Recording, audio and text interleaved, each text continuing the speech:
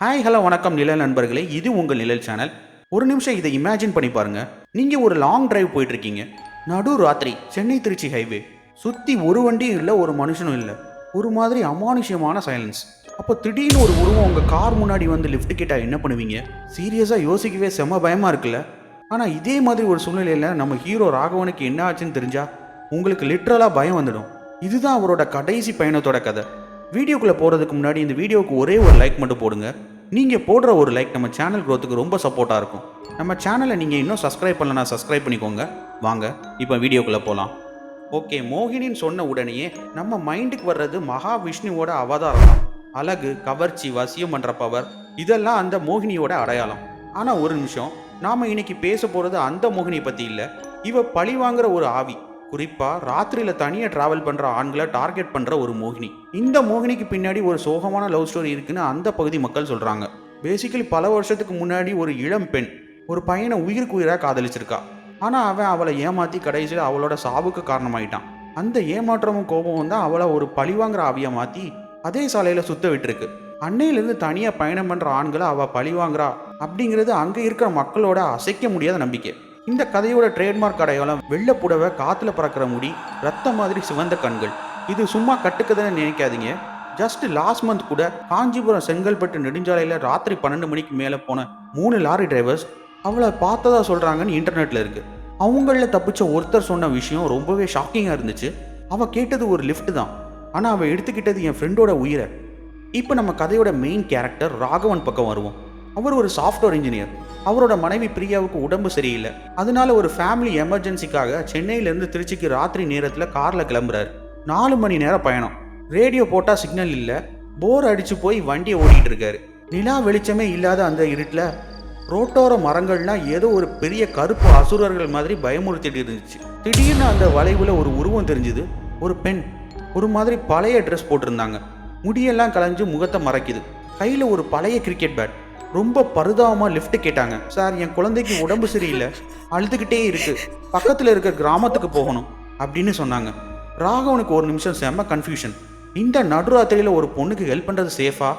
ஆனால் அவங்க சொன்ன காரணத்தை கேட்டதும் ஒருவேளை தன்னோட அம்மாவோ அல்லது தங்கச்சியோ இப்படி ஒரு சூழ்நிலையில் நின்னா என்ன பண்ணுறதுன்னு யோசிச்சு அவர் மனசு இறங்குச்சு.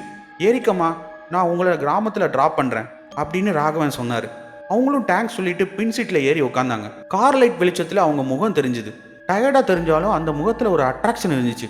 ஆனால் ராகவன் ரியர்வியூ மிரரில் அவங்கள பார்த்தப்போ கண்கள் மட்டும் லைட்டாக சிவந்திருக்கதை கவனிச்சாரு. அப்போ காதில் ரொம்ப மெல்லிசா ஒரு சத்தம் கேட்டுச்சு. அது நாதசுரம் மாதிரி இருந்துச்சு. ஆனால் அதில் ஒரு மங்களகரம் இல்லை, ஒரு விதமான மரண ஓலம் கேட்டுச்சு. உங்கள் பேர் என்னன்னு பேச்ச ஆரம்பிச்சாரு ராகவன். மோகினி அவ சிரிச்சப்போ அந்த சிரிப்பில் ஒரு ஈர்ப்பு இருந்துச்சு. 2 பேரும் பேசிகிட்டே போனாங்க. அவள் பழைய தமிழ் சினிமா பாடல்களை பற்றி பேசினான். அவளோட குரல் ஸ்வீட்டாக இருந்தாலும் அதுக்குள்ளே ஒரு சோகம் தெரிஞ்சுது. ராகவன் கேஷுவலாக ஸ்பீடா மீட்டரை பார்த்தார். ஸ்பீடா மீட்டரில் முள்ள 40 அப்படியே ஸ்டக்காகி நின்றுச்சு. அவர் எவ்வளோ ஆக்சிலேட்டர் அழுத்தினாலும் கார் ஸ்பீட் ஆகவே இல்லை. இன்ஜின் சத்தம் மட்டும் அதிகமாகிட்டே போச்சு. சலிப்போட ரேடியோவை மறுபடியும் ஆன் பண்ணுறாரு. திடீர்னு மாமன் மகிழ்ந்திருக்கா அப்படிங்கிற பாடல் ரொம்ப தெளிவாக ஒலிக்க ஆரம்பிச்சிது. ஆனால் என்ன ஆச்சரியன்னா, அந்த பாட்டு 3 நிமிஷமாக திரும்ப திரும்ப ஒரே வரியை ரிப்பீட் பண்ணிச்சு. மாமன் மகிழ்ந்திருக்க, மாமன் மகிழ்ந்திருக்கன்னு மறுபடி ரிப்பீட் பண்ணிச்சு. அவர் ரேடியோ சேனலை மாற்றி பார்த்தாரு. அங்கேயும் அதே பாட்டு. ஆஃப் பண்ணிட்டு ஆன் பண்ணாலும் திரும்பவும் அதே பாட்டு. இப்போ அந்த பொண்ணு ராகவன் கிட்ட கேட்குறா, உங்களுக்கு பயமா இருக்கா? இரவு நேரம் தனியாக ஒரு பொண்ணோட பயணம் செய்றீங்க. அவளோட குரல் இப்போ கொஞ்சம் விசித்திரமாக ஒழிச்சுது. ராகவனுக்கு இப்போ உடம்பெல்லாம் வேர்க்க ஆரம்பிச்சுது. அவன் பின் சீட்டை திரும்பி பார்த்தான். அவன் மடியில் குழந்தை இல்லை. அதுக்கு பதில் அவள் கையில் இருந்த அந்த பழைய கிரிக்கெட் பேட்டில் ஃப்ரெஷ்ஷாக ரத்தம் வழிஞ்சிட்டு இருந்துச்சு. இது இது என்னம்மா? ராகவனோட குரல் நடுங்க ஆரம்பிச்சது. அவர் ரொம்ப கூலாக பதில் சொன்னா, இது என் குழந்தையோட விளையாட்டு பொருள் இல்லை, இது ஒரு பிள்ளையார் சிலை. என்ன கொன்ன என் காதலன் இந்த சிலையால் தான் என் தலையில் அடித்தான். ராகவன் அப்படியே ஷாக் ஆகி ஃப்ரீஸ் ஆகிட்டாரு. காரை உடனே நிறுத்தணும். ஆனால் ஸ்பீடா மீட்டர் முள் அசையாமல் 40 நிற்கிது. பிரேக்கை மீச்சாரு, அது வேலை செய்யலை. ஸ்டீரிங் ஜாம் ஆயிடுச்சு. அவர் இப்போ முழுசாக மாட்டிக்கிட்டாரு. நீ எனக்கு ரொம்ப நாளாக வேண்டியவன் ராகவா. அவளோட குரல் இப்போ ஒரு ஆணோட குரல் மாதிரி ரொம்ப கடினமாக ஒழிச்சுது. உன் ராசி, உன் நட்சத்திரம் எல்லாமே எனக்கு கரெக்டாக அமைஞ்சிருக்கு. இன்னைக்கு என் தாகத்தை உன்னை வச்சு தான் தீர்த்துக்க போகிறேன் அப்படின்னு அவன் சொன்னான். அவன் கண்ணாடியில் பார்த்தப்போ அவளோட வெள்ளை நைட்டி காற்றுல கரைஞ்சு உடம்பு முழுக்க ரத்தக்கரையாக மாறிச்சு. கண்களுக்கு பதிலாக 2 பெரிய கருப்பு குழிகள் தெரிஞ்சுது. காருக்குள்ள மல்லிகைப்பூவோட வாசனையும் பிணத்தோட வாசனையும் கலந்து ஒரு மாதிரி தாங்க முடியாத நாற்றம் பரவ ஆரம்பிச்சுது. ராகவன் கார் கதவை திறக்க ட்ரை பண்ணான். ஆனால் அது ஆட்டோமேட்டிக்காக லாக் ஆயிடுச்சு. அப்போ ஐஸ் மாதிரி சில்லுன்னு ஒரு கை அவன் தோலை பிடிச்சது. அந்த பொண்ணு ராகவன் கிட்ட, உன் மனைவி பிரியா தானே, அவள் இப்போ வீட்டில் விளக்கேற்றி வச்சுட்டு உனக்காக தான் காத்துட்டு இருக்கா, நீ போலனா அவள் ரொம்ப அழுவா இல்லை, பரவாயில்ல நான் அங்கே போய் அவளுக்கு கம்பெனி கொடுக்குறேன் அப்படின்னு சொன்னான். ஆன்னு அலர்னா ராகவன். ஆனால் அந்த அலறல் சத்தம் அவனுக்கே கேட்கல. இனி தப்பிக்கவே முடியாதுன்னு தெரிஞ்சதும் சாகிறதா இருந்தால் இந்த காரோட சாகணும்னு முடிவு பண்ணான். அவன் தன்னோட முழு பலத்தையும் யூஸ் பண்ணி ஸ்டீரிங்கை திருப்பி ரோட்டோரமாக இருந்த ஒரு பெரிய புளிய மரத்தில் மோதினான். டமார்னு ஒரு பெரிய சத்தத்தோட கார் நின்றுச்சு. டோர் லாக்குகள் ஓப்பன் ஆச்சு. ஒரு செகண்ட் கூட யோசிக்காம ராகவன் கதவை திறந்து வெளியே குதிச்சு பக்கத்தில் இருந்த காட்டுக்குள்ளே ஓடினான். அவன் நிற்காம ஓடிக்கிட்டே இருந்தான்.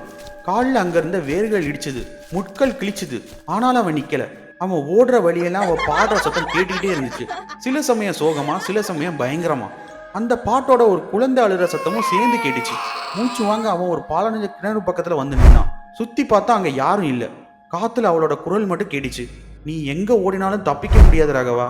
நான் இந்த காட்டில், இந்த மரத்தில், நீ சுவாசிக்கிற இந்த காற்றுல எல்லா இடத்துலையும் இருக்கிறேன். அடுத்த செகண்ட் தொப்புன்னு ஒரு சத்தம். ரத்தம் உறைஞ்ச அந்த கிரிக்கெட் பேட் அவன் கால் முன்னாடி வந்து விழுந்துச்சு. அவன் நிமிர்ந்து பார்த்தப்போ கிணத்துக்குள்ளே இருந்து அவனோட மனைவி பிரியாவோட முகம் தெரிஞ்சுது. ஆனால் கண்கள் மட்டும் நெருப்பு மாதிரி எரிஞ்சுக்கிட்டு இருந்துச்சு. ஏமாந்துட்டியா ராகவான்னு சொல்லி அந்த முகம் பயங்கரமாக சிரிச்சுது. அவன் பயத்தில் பின்னாடி போனப்போ கிணத்துல இருந்து 2 கைகள் வெளியே வந்து அவன் கால்களை பிடிச்சி உள்ளே இழுத்துச்சு. அவ்வளோதான், கேம் ஓவர். ஸோ நண்பர்களே, இது வரைக்கும் கதை எப்படி போகுது? செம்ம இன்ட்ரெஸ்டிங்காக த்ரில்லிங்காக இருக்குல்ல? இதே மாதிரி உங்களுக்கு ஏதாவது த்ரில்லிங்கான அனுபவம் நடந்திருந்தா மறக்காமல் கமெண்ட்ஸில் சொல்லுங்கள். உங்களோட கதைகளையும் நம்ம வீடியோவாக பண்ணுவோம். இந்த கதையை கண்டினியூ பண்ணுறதுக்கு முன்னாடி வீடியோவுக்கு ஒரு லைக்கை மட்டும் தட்டி விடுங்க. வாங்க இப்போ நம்ம கதையை தொடருவோம். ஸோ அடுத்த நாள் காலையில் என்ன ஆச்சு? போலீஸ் அந்த பாலடைஞ்ச கிணறு பக்கத்தில் ராகவனோட பாடியை கண்டுபிடிச்சாங்க. அவனோட உடம்புல பலமான காயங்கள். ஆனால் அங்கே தான் கதையோட மிகப்பெரிய ட்விஸ்டே இருக்குது. அவன் ஓட்டிட்டு வந்த அந்த கார் அந்த பகுதியில் எங்கே தேடியும் கிடைக்கல. அந்த கார் லிட்ரலாக காணாமல் போச்சு. அங்கே ஒரு ஆக்சிடென்ட் நடந்ததுக்கான எந்த ஒரு தடயமும் இல்லை. இன்னொரு பக்கம் பிரியா போலீஸ் ஸ்டேஷனில் தன்னோட கணவரை காணோன்னு கம்ப்ளைண்ட் கொடுத்துருக்காங்க. போலீஸ் எவ்வளவு விசாரிச்சும் ஒரு க்ளூ கூட கிடைக்கல. ராகவனோட மரணம் ஒரு அன்சால்வ் மிஸ்ட்ரியாகவே முடிஞ்சு போச்சு. அன்னையிலிருந்து இன்னைக்கு வரைக்கும் அந்த ஹைவே, அந்த பகுதி மக்கள் மோகினி ஹைவேன்னு தான் சொல்கிறாங்க. பல பஸ், லாரி டிரைவர்ஸ் சூரியன் மறைஞ்சதுக்கப்புறம் அந்த ரோட்டை யூஸ் பண்ணுறதையே தவிர்க்கிறாங்க. ஸோ இந்த ஸ்டோரியோட மாறல் என்ன? ராத்திரி நேரத்தில் தனியாக பயணம் பண்ணுறது நாம் நினைக்கிறத விட ரொம்ப ஆபத்தானது. நெக்ஸ்ட் டைம் நீங்கள் தனியாக ட்ராவல் பண்ணும்போது வெள்ளை ட்ரெஸ் போட்ட ஒரு பொண்ணு உதவி கேட்டால் ஒரு நிமிஷம் நின்று யோசிங்க. சில நேரங்களில் அழகான முகங்கள் கூட மரணத்தோட கோரமான முகமுடியாக இருக்கலாம். ஸோ நண்பர்களே, இந்த வீடியோ உங்களுக்கு பிடிச்சிருக்கும்னு நம்புகிறேன். இந்த வீடியோ பற்றிய உங்களோட கருத்தை கமெண்ட் செக்ஷனில் மறக்காமல் சொல்லுங்கள். இந்த வீடியோ உங்களுக்கு பிடிச்சிருந்தா மறக்காமல் ஒரு லைக் பண்ணுங்கள். உங்கள் நண்பர்கள் கூட ஷேர் பண்ணுங்கள்.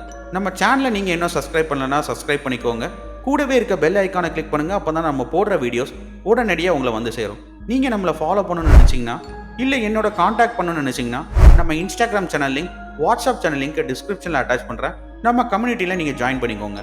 ஸோ மோகினி மாதிரியான ஹாரர் வீடியோஸ் நீங்கள் பார்க்கணும்னு நினச்சிங்கன்னா அந்த வீடியோஸோட பிளேலிஸ்ட்டை நான் கார்ட்லேயும் டிஸ்கிரிப்ஷன்லையும் அட்டாச் பண்ணுறேன். மறக்காமல் போய் பாருங்கள். இதே மாதிரி அடுத்து ஒரு ஸ்பைன் ஷில்லிங் வீடியோவில் நம்ம சந்திக்கலாம். அதுவரை இது உங்கள் நிழல் சேனல்.